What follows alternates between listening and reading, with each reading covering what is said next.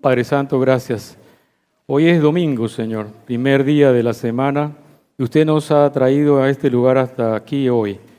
Queremos abrir nuestros corazones, Señor, y nuestra mente, nuestro espíritu, que esté dispuesto a escuchar, Señor, su palabra.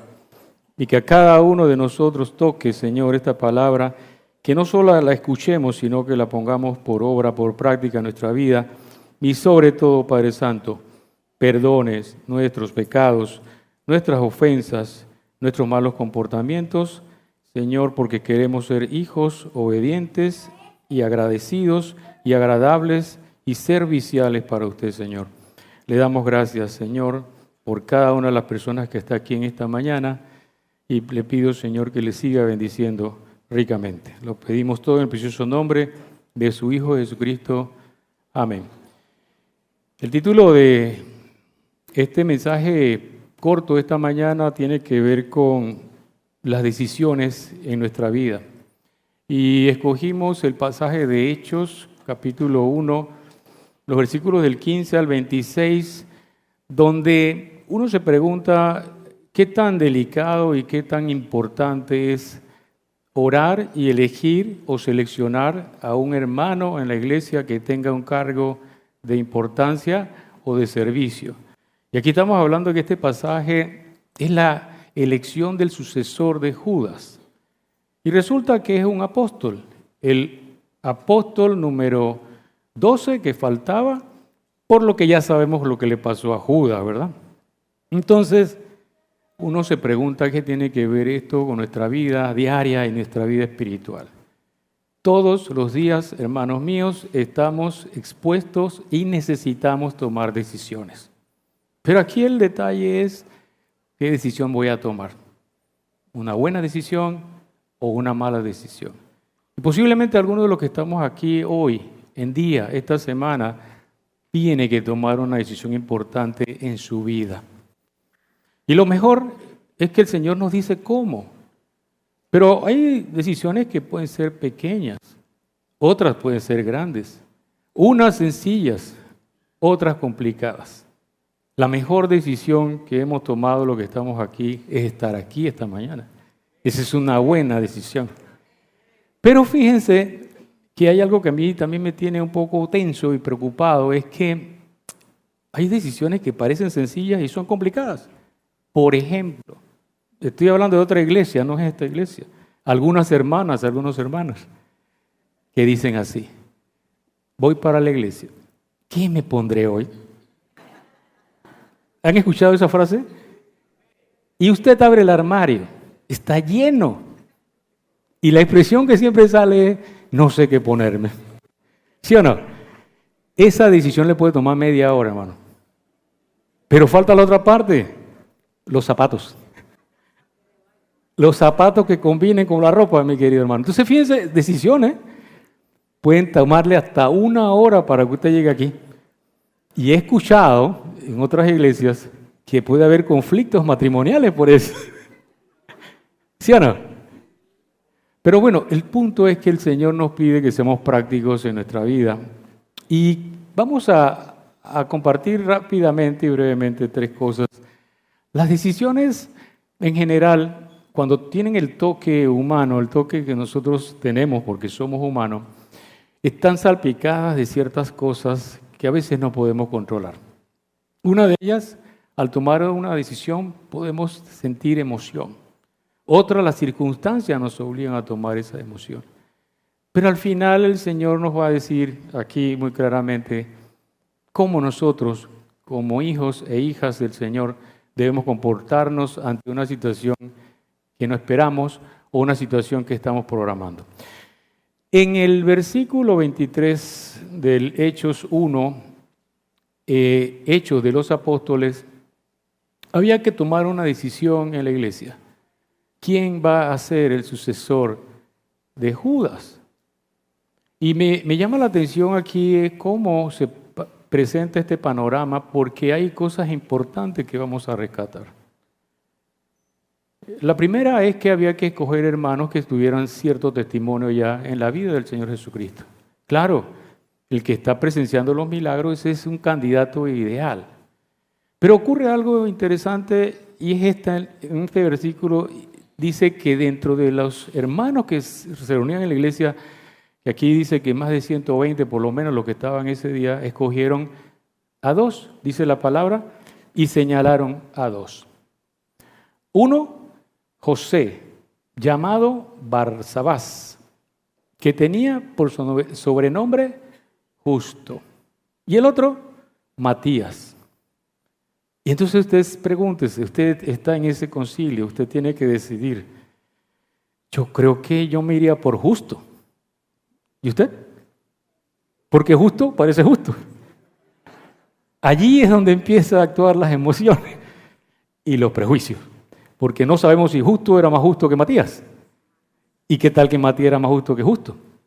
Al final, fíjense que nos dejamos llevar por esas cosas. Y 3 ejemplos de malas decisiones, casi todas empiezan por la vista. ¿Sí o no? Porque por la vista entran decisiones de componentes de malas influencias de otras personas alrededor nuestra, o de las circunstancias que estamos viviendo, o de las emociones en nuestra vida. Se lo quiero demostrar con 3 versículos solamente. El clásico, mala influencia, Génesis, capítulo 3, versículo del 1 al 6, y todos no lo sabemos. Porque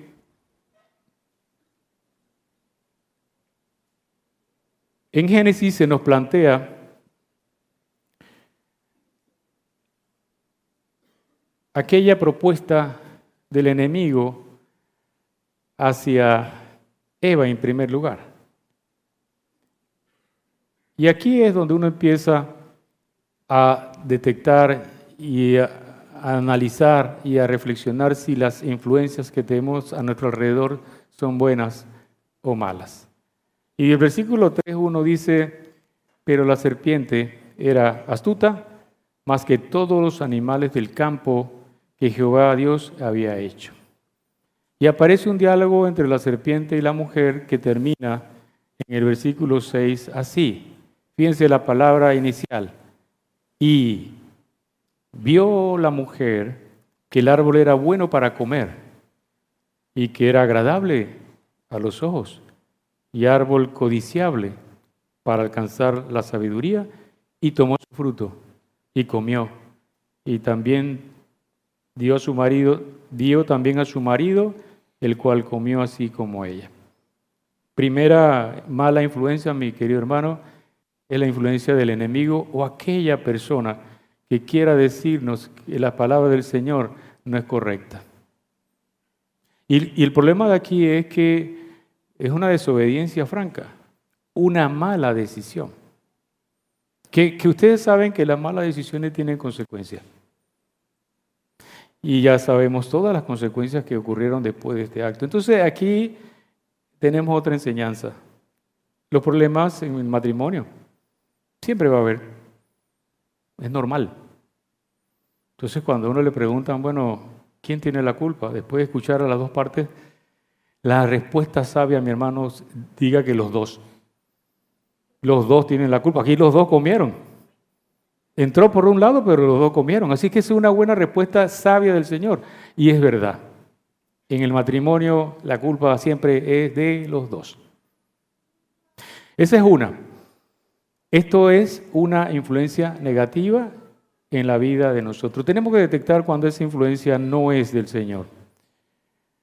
La segunda influencia tiene que ver con las circunstancias.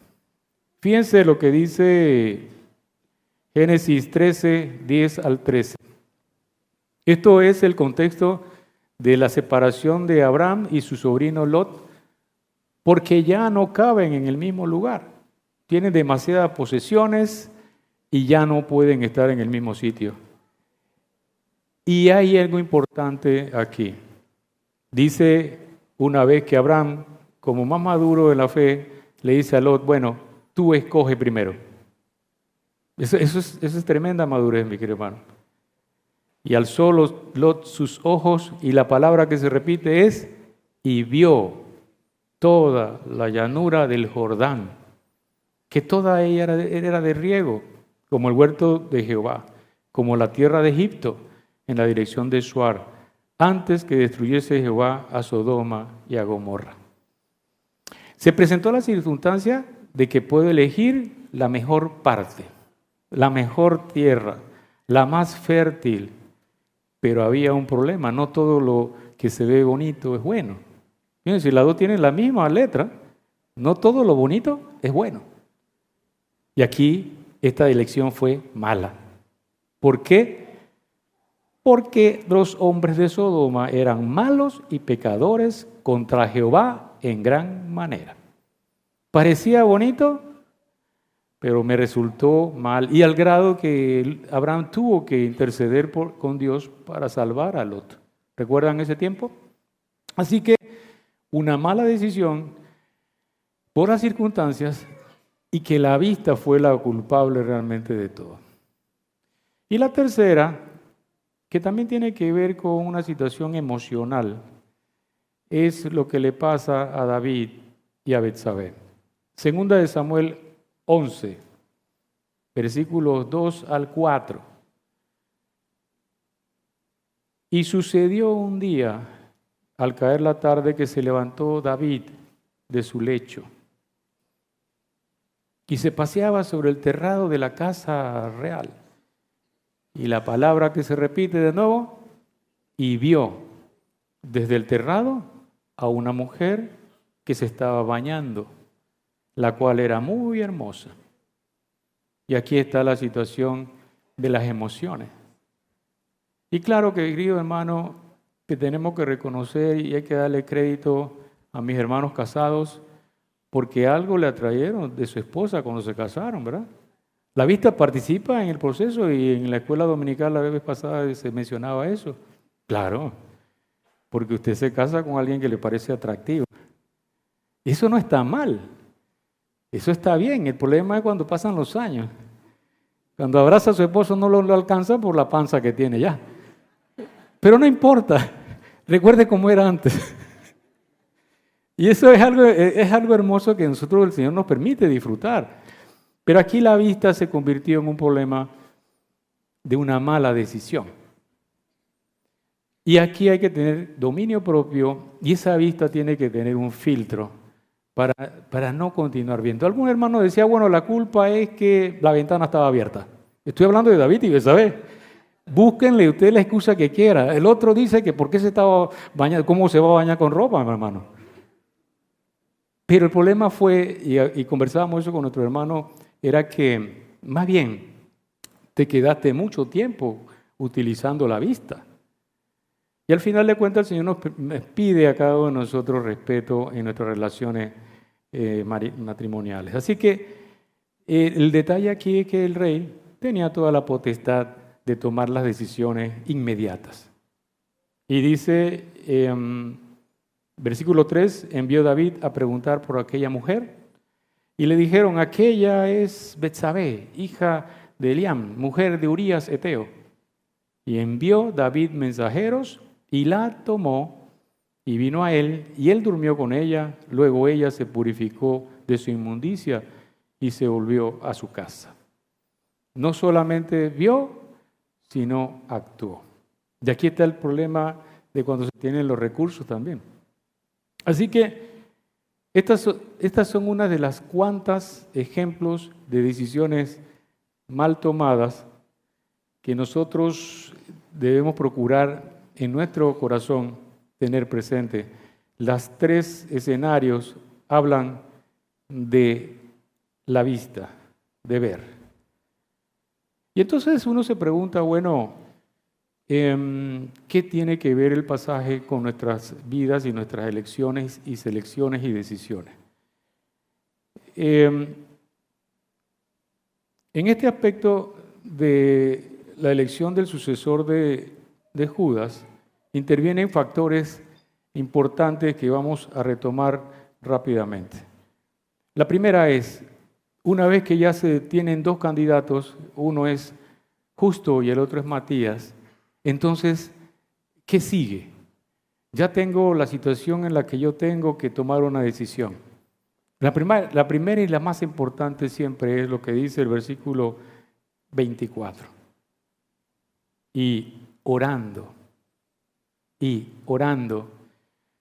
dijeron, tú, Señor, que conoces los corazones de todos, muestra cuál de estos dos has escogido. Nuestra vida diaria también debe ser así. El Señor ya sabe los resultados antes que nosotros lo pidamos.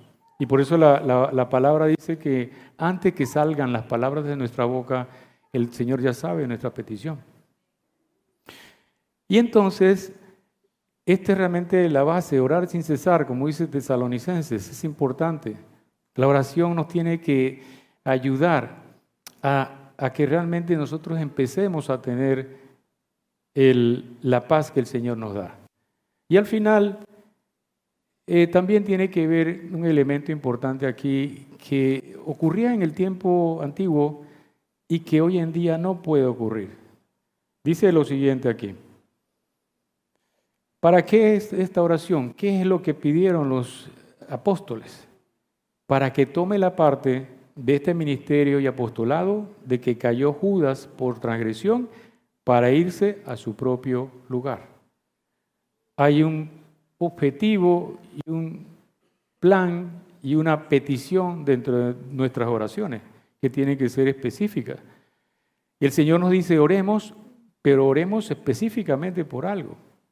Y aquí está claramente este ejemplo donde necesitamos cubrir una vacante importante, porque también algo que este pasaje nos indica, todos somos reemplazables, todos tenemos que tener un sucesor. Y cuando yo leí este pasaje decía, bueno, en la iglesia es importante también. Posiblemente va a haber un sucesor después como director de alabanza, o director de los hermanos que tocan los instrumentos, o el encargado del ministerio infantil, o el encargado del ministerio juvenil, ya dejará de ser joven y va a pasar a otro nivel. El encargado de matrimonios. Cada uno de nosotros va a ser reemplazado. Igual que pasa en la iglesia, pasa en nuestros trabajos. ¿Sí o no? Hay unos que dicen que uno se va quedando obsoleto, ¿verdad? Y entonces tenemos la decisión de que si voy con un joven o voy con un viejito. Ya no sabe uno qué hacer, pero el Señor sí sabe, hermano. El Señor sí sabe, por eso nosotros tenemos que entregar todas nuestras peticiones a Él, porque Él sí sabe. Y fíjense algo aquí. Dice, oramos, Señor, porque necesitamos a otro apóstol para completar 12. Y es por el ministerio que está importante y vacante su puesto. Y dice aquí algo que es importante, versículo 26, y echaron suertes. Y echaron suertes. Y la suerte cayó sobre Matías y fue contado con los 11 apóstoles. La pregunta es, ¿qué usted opina de echar suertes? Yo no creo que haya habido dados en ese tiempo, hermano. Del 1 al 6 yo no creo que había dados.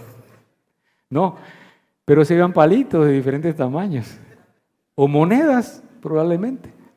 Entonces uno se pregunta aquí, ¿por qué este es importante el compartirlo? Es echar suertes y por qué esa práctica nosotros no la debemos tomar.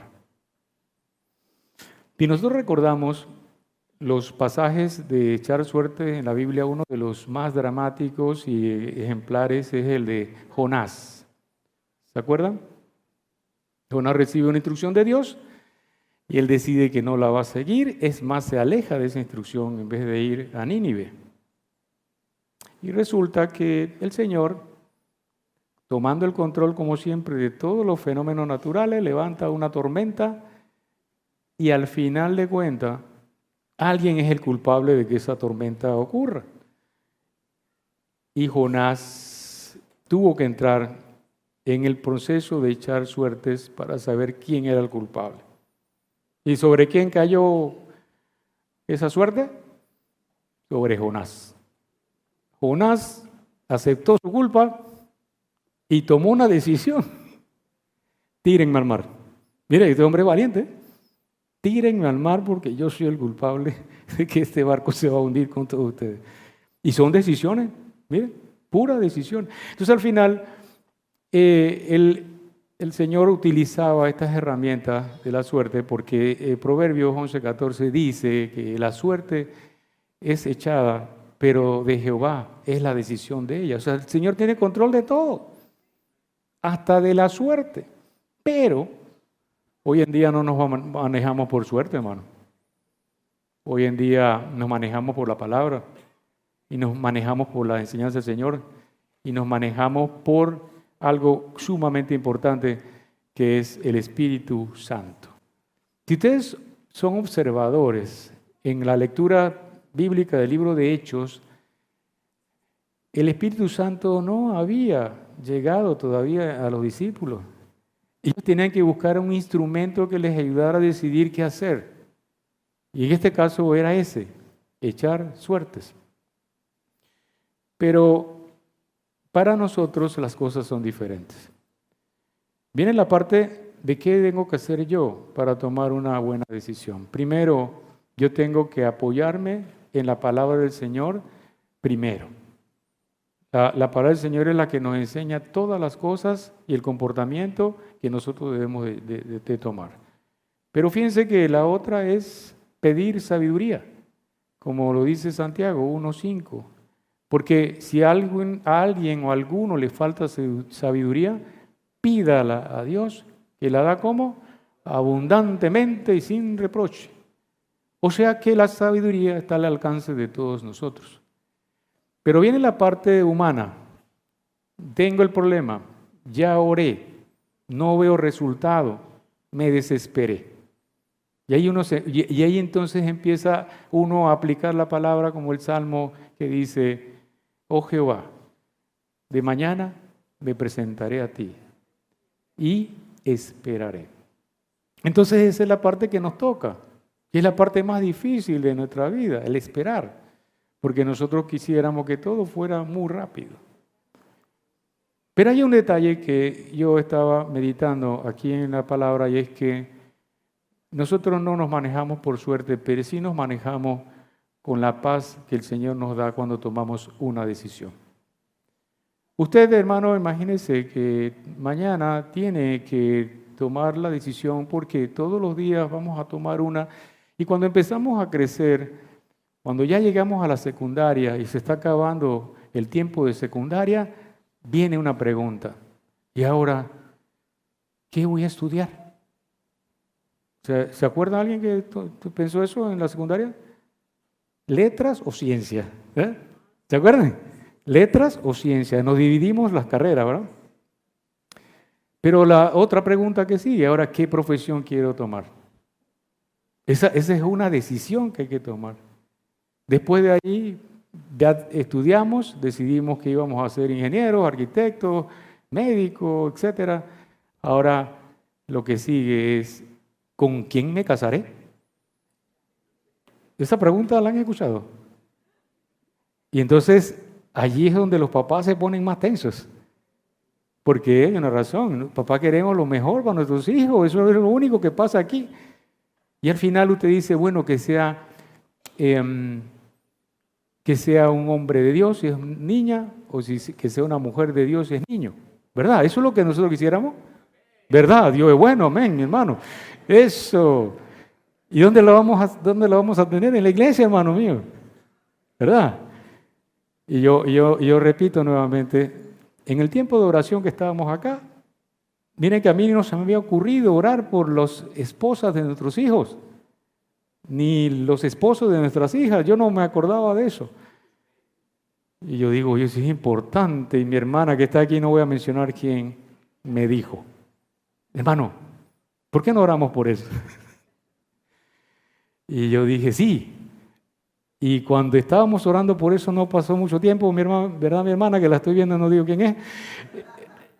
Un tiempo corto después, mi hermano, se casaron estas dos personas y son hermosos el matrimonio que ellos tienen. Miren. En el Señor todo es posible. Y esta es parte de las decisiones, ¿no? Después se casan. Ahora, ¿cuántos niños vamos a tener? De 1, 2, 3. No, ya no se pide tanto, ¿no? Ya no se piden tantos niños, pero es parte del plan de Dios. Después de esto, entonces, hermanos, ¿dónde voy a vivir? ¿Dónde viviré? Todas son decisiones y fíjense que todas las vamos a vivir si Dios nos da vida, pues. Pero llega el momento en que nosotros tenemos que aplicar entonces todos estos principios bíblicos para realmente tomar una buena decisión. Ahora, para terminar, ustedes observan que el Señor Jesucristo en los evangelios oró por los 12 apóstoles, ¿verdad? Sí, ¿verdad? Él oró por 12 hombres. Pero al final de la oración dice, y uno lo iba a traicionar. O sea, dentro de la oración que el Señor hizo por los 12 apóstoles, alguien tenía que hacer un papel diferente. Pero me gusta porque el Evangelio el libro de Hechos nos muestra que había que completar los 12 hombres. Y algo que uno se tiene que preguntar es, ¿qué papel tuvo Matías en el proceso de evangelismo? ¿Alguien escuchó alguna otra vez a Matías en la Biblia después del libro de Hechos? No. Hay varios apóstoles que no se mencionan, pero eran importantes en la obra. Y muchas veces habrá hermanos entre nosotros que aparentemente no sabemos qué están haciendo, pero están haciendo mucho, mi querido hermano. Y no necesitamos que nos lo digan, ni necesitamos una propaganda para eso. Usted trabaje porque el Señor reconoce su trabajo ahí donde usted está, ¿verdad? Y claro que esa es parte de lo que nosotros tenemos que hacer.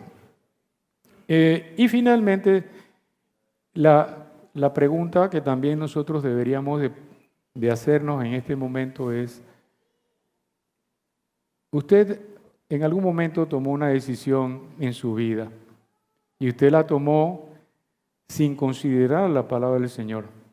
Bueno, hoy en día podremos tener las consecuencias de esa decisión. ¿El Señor puede restaurar nuestra vida? Siempre. Solamente tenemos que hacer algo, pedir perdón y un perdón sincero de arrepentimiento de que hice y tomé una mala decisión. Pero hay otro escenario que yo pienso que algunos de los que estamos aquí podemos estar viviendo. Tomé una decisión orando y recibí no la confirmación de un dado. Porque ustedes se imaginan, hermanos, que alguno de nosotros que está aquí, alguien que llegue nuevo a la iglesia y le pregunte a usted, oiga, yo estoy a punto de casarme, pero tengo 2 novias. Una es Juana y la otra es María. Entonces, el hermano de la iglesia, para no decir pastor o diácono o anciano, dice, bueno, vamos a orar. Oramos porque usted decida, así mismo como está aquí, sea quién de las 2 ha escogido. Entonces termina la oración y dice, búscate los dados. 1 es María y 6 es Juana. ¿Te imaginan eso? Eso no procede porque nosotros estamos, hermano, bajo la gracia del Señor y bajo el Espíritu Santo. Y el principio más importante para poder decir que la oración y la petición y la decisión que yo he tomado es la correcta es una sola. Una sola, hermano. ¿Cuál es? 3 letras. 3 letras tiene esa palabra. Filipenses 4, 6, 7. Por nada estéis afanosos, si no sean conocidas vuestras peticiones delante de Dios en acción de gracias. Y la paz, 3 letras, de Dios, que sobrepasa todo entendimiento, ¿qué va a guardar? Nuestros corazones y nuestros pensamientos. ¿Qué significa eso, hermano? Usted oró, usted buscó la palabra, se asesoró. Y fíjense que también aquí automáticamente el Señor nos tiene que dar la paz de esa decisión. Y parece complicado, pero no, hermano. El Señor me ha pedido que yo sea misionero. Es una teórica, no estoy diciendo eso. Y yo oro al Señor y mañana me levanto inquieto. sigo orando al Señor y me sigo levantando inquieto. ¿Qué significa eso, hermano? No tengo paz, no duermo bien. Estoy pensando en el África, ¿no? Allá donde estuvo nuestro hermano Gustavo y pensando cosas que pueden ocurrir que no sé si van a pasar. Entonces, ¿qué significa eso? El Señor no me ha dado la paz para tomar esa decisión. Así de sencillo es la palabra. Entonces, no se apresure a tomar decisiones porque también les puede ir mal. La Biblia dice que el que se apresura le va mal. Y la otra, que también nosotros tenemos que hacer, es apoyarnos en oración entre los hermanos. Cuando hay una decisión que tomar, usted se asesora primero, ¿no? Tiene un problema en el carro, ¿va? Usted va y busca a nuestros hermanos expertos en mecánica aquí de la iglesia y se asesora con ellos. 2 o 3 asesorías.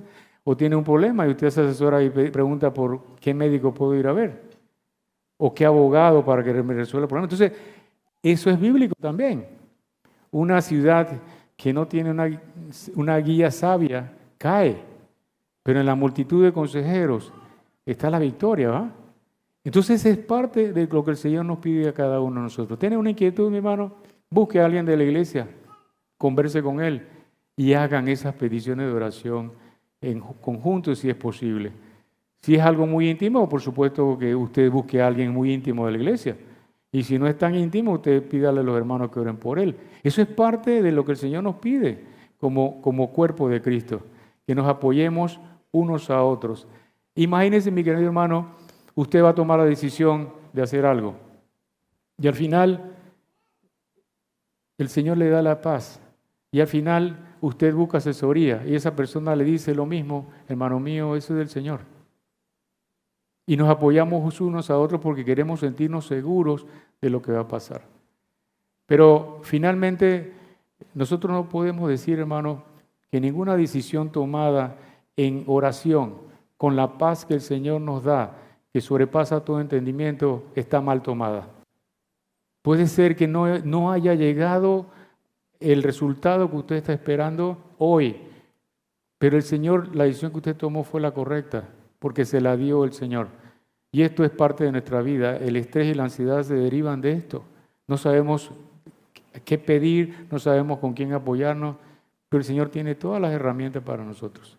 Así que al final de cuentas, mi querido hermano, la suerte, como dice aquí, antes de que cayera el Espíritu Santo, que cambió todo el panorama de lo que nosotros tenemos que hacer para tomar decisiones. Dice el capítulo 2 de Hechos, para terminar, cuando llegó el día de Pentecostés, estaban todos unánimes juntos y de repente vino del cielo un estruendo como de un viento recio que soplaba, el cual llenó toda la casa donde estaban sentados y se les aparecieron lenguas repartidas como de fuego, asentándose sobre cada uno de ellos. Y dice el versículo 4, como estamos todos aquí, y fueron llenos del Espíritu Santo y comenzaron a hablar en otras lenguas según el Espíritu les daba que hablase. Así que nuestra herramienta principal, mi querido hermano, es oración, orar en el Espíritu y recibir la paz que sobrepasa todo entendimiento en nuestra vida. Así que la exhortación es, en esta mañana, tenemos que tomar decisiones, hermano, importantes en nuestra vida. Utilicemos la herramienta que el Señor nos ha dado hoy en día y es primero el Espíritu Santo, la oración también. Así que vamos a orar y damos gracias al Señor por este tiempo y esta palabra. Señor, gracias por su palabra que para nuestra vida es consuelo y gracias, Señor, porque también es sabiduría, Señor, que usted nos manda de lo alto. Permítanos, Señor, también en este momento que podamos en nuestra vida diaria, en nuestra vida de la iglesia, poder tomar decisiones correctas, Señor, en su nombre y con su paz que sobrepasa todo entendimiento. Cuida a cada uno de nuestros hermanos que está aquí, Señor, y que también podamos salir de aquí con gozo en nuestros corazones, sabiendo, Señor, que usted tiene el control de todas las cosas. Le damos gracias y lo pedimos en el precioso nombre de su Hijo Jesucristo.